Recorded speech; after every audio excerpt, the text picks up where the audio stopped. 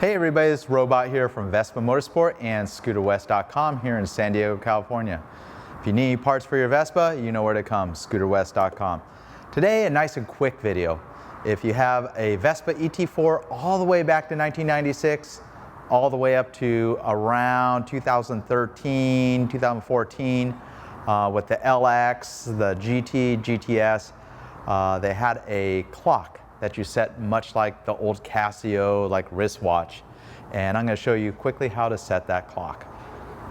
So on this era of scooter, you have the clock with two buttons. There's an upper button and a lower button, and some of them like the ET4, it's left and right. But two buttons pretty much just sets like the old Casio wristwatch from the 80s, if you remember those or have ever been exposed to those. It runs off a little clock battery. I'm not going to go into how to change it, but I'm going to show how to set the clock if you're wondering. So the bottom button goes through several different modes. So first of all, that's your date. That's your month.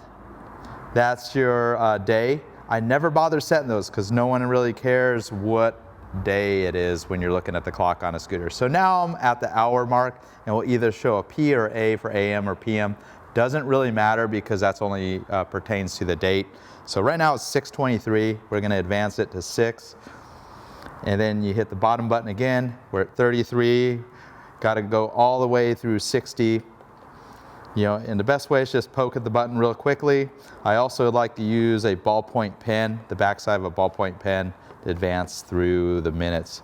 So right now we're 6:24. So now that's set, go ahead and click that button. See the colon's not flashing. Go ahead and cycle it back through all the settings. And when the colon's flashing, that means that the clock is set. So that's all, folks. How to set the clock on most Vespas. The newer Vespas are pretty similar, just a different arrangement with just one mode button, and I'll cover that next.